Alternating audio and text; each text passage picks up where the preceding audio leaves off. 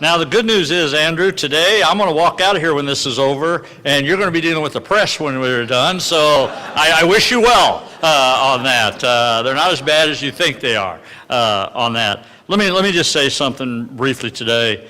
This has been a very unique time in our state's history since I became governor of this state. Most of all, you know how all the circumstances, how it all took place. But when we finish up this year, in January of this year, we will have appointed 5 statewide office holders, which has never been done in our state's history. And never would have dreamed you would be doing that from the governor's position. So many questions are always asked, you know, how do you do the process? How do you do that? Because it's never been done in the short periods of time that we've had to do that in the office. But let me tell you one thing that I want to make perfectly clear to everyone. I've had the opportunity to see the best of Missourians when they're looking for positions to move up to. I really have. All the ones that I've had the interviews with were all very qualified to do these positions. But at the end of the day, you got to pick one. And what you think is the best thing for the state of Missouri and the future of our state. Many times that depends on me. What's it going to be like for these kids sitting on the front row? What's the future look like for them? And when you make these selections, I've learned a long time ago, not everybody's going to agree with every selection you make, but it's important you get it right to make sure it does have everything to do with where our state goes in the future. Andrew was no different. He had to go through the process just like everybody else. And again, he had some very strong competition out there that we had to weigh out and figure out who we were going to select. One of the great things about being governor, I've had the personal privilege of working with Andrew for going through some of the toughest times in our state, understanding what he is, not only as a general counsel, not only as a legal mind, but who he is as an individual. And those things are important to me. It's important to me where his faith is. It's important to me what his family values are. It's important to me, does he love this state? Like most of us love this state. Does he love this country? Those basic principles have to be part of the selection process. I can't think of a stronger candidate than what Andrew was. A military veteran, which is very dear to me, you know, a father, you know, of a family that he's raised. He's put faith at the forefront, and I know his work ethic. If you're going to hang around with us across the street, there's no such thing as an 8-to-5 job, and I just have used him so many times, and I trust him to make decisions for the people of this state, and why I'm so proud to select him as the new Attorney General of the state of Missouri. Now, we did do this private blood oath when we talked about this, that he cannot run for any other office for a while.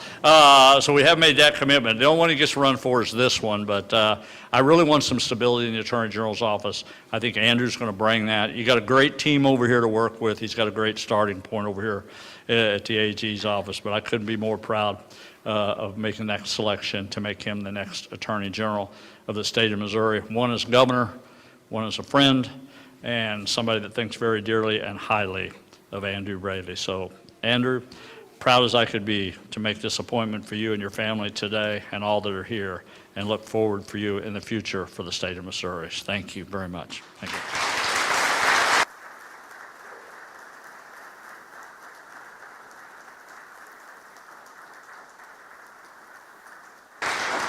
All right. Thank you, Governor. Now for the administration of the oath, I would invite Judge Kelly Broniak of the Missouri Court of Appeals, Eastern District, to join Andrew next to the podium.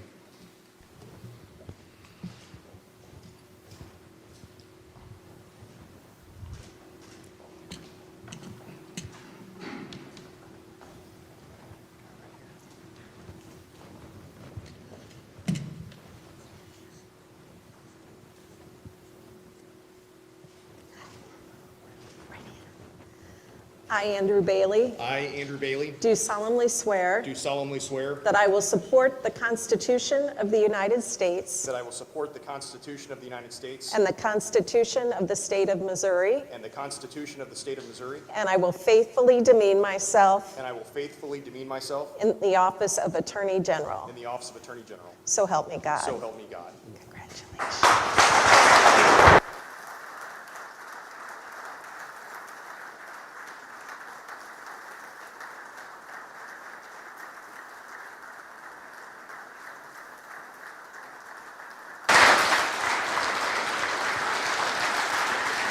Thank you all. Thank you all.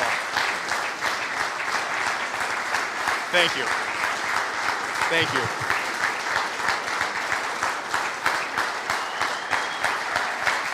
Thank you all.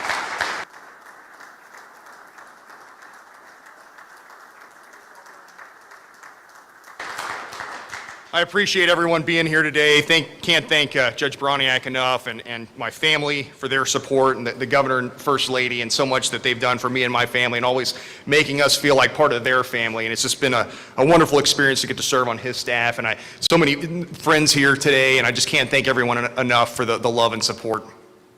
We stand on the precipice of history today, as the governor said. I'm a new Attorney General. We'll have new leadership in the General Assembly. We'll have a new treasurer, a new auditor, 2 new Supreme Court judges this year. The history of our state and our nation is a history of law. In a lot of ways, the Constitution represents our national identity. Our nation was not formed based on shared ethnicity, but rather on the legal agreement that we are all created equally, and that we enjoy certain rights that come from God, not man. Our legal system is designed to protect those rights, even when it is inconvenient to do so. The very structure of our government is intended to provide a bulwark against centralized power and tyranny. At the state level, the Missouri Constitution, Article 1, Section 1, declares that our state government originates from the people. It is founded upon their will, and it is instituted for the good of the people. Ours is not a government of special interest or of cultural elites. Ours is a government of people like me who understand the blessings of freedom and whose success is directly correlated with investment in hard work and dedication. My personal history guides me, and it shapes who I am. I'm a combat veteran who had the privilege of leading soldiers in combat. I paid for my college in blood, sweat, and tears, and I feel fortunate for the opportunity to have done so. The lessons I learned on the streets and open desert of Iraq taught me who I am, how to accomplish the mission at hand, and how to take care of people.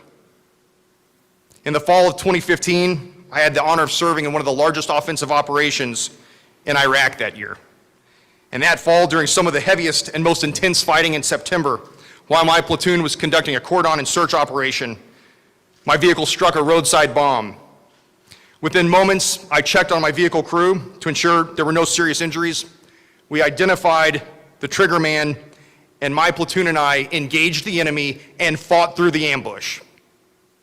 This experience reaffirmed the value of training and the need to lead with authority. Having training and the tools to be successful matters, and I will lead this office with the same steady hand and unyielding pursuit of victory, because we will defend our Constitution and represent the people of this state.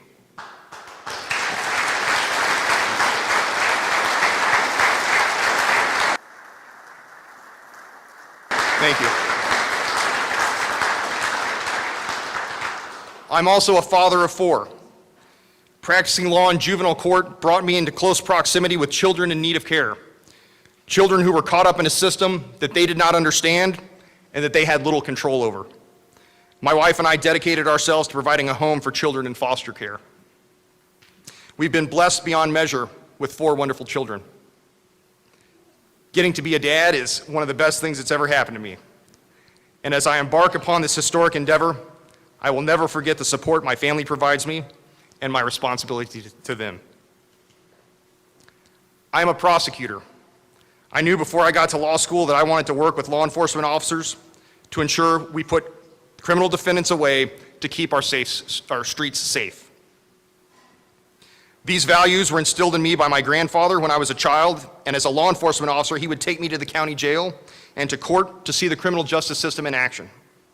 Upon graduation from law school, I was fortunate enough to earn the opportunity to prosecute cases all over the state. And it was there that I developed trial skills and relationships within the law enforcement community. And finally, I was allowed to work at the Warren County Prosecutor's Office, where I became part of a community myself. I honed my trial skills and developed even deeper bonds with the law enforcement agencies and officers there.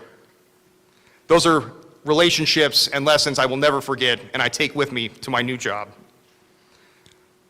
I have tried tough cases, and I've delivered a lot of wins. I learned firsthand the value of ensuring justice for the community, the need to hold accountable criminals who seek to break things and hurt people, and perhaps most importantly, the need to provide a voice and justice for victims. I have seen victims suffer, and I have fought to deliver justice for them. I'm a constitutional conservative.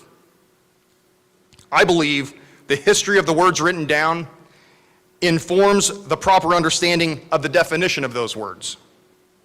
Understanding why the freedoms acknowledged in the document mattered to the drafters and ratifiers of the Constitution should motivate us to protect those freedoms, because we can learn from that history. If we refuse to so acknowledge that history and the timeless principles codified in the Constitution, we risk losing the freedoms intended and the freedoms that we today enjoy. On more than one occasion, I have taken an oath to defend the Constitution. I have proven a willingness to put my life on the line to do so, and that is a dedication I will never abandon. Because our law, our freedoms are worth fighting for. And the eyes of history will be upon us and will judge our conduct. It is with that in mind that I can say it is a privilege to serve as the 44th Attorney General in the history of the state of Missouri. It is my leadership experience, my legal skills that I bring to this mission as Attorney General. And it's time to get to work because the mission starts today. God bless our state, God bless our nation, and thank you all for being here. Thank you so much for your support. Thank you.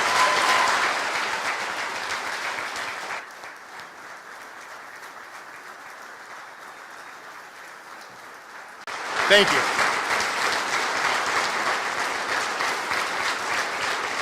Thank you very much. Thank you very much. Thank you. And I'd like to invite everybody in attendance. We will have a reception in the office to follow, so please help yourselves, and we'll look forward to seeing downstairs and shaking everybody's hand. Thank you all so much for being here and for your love and support. Thank you.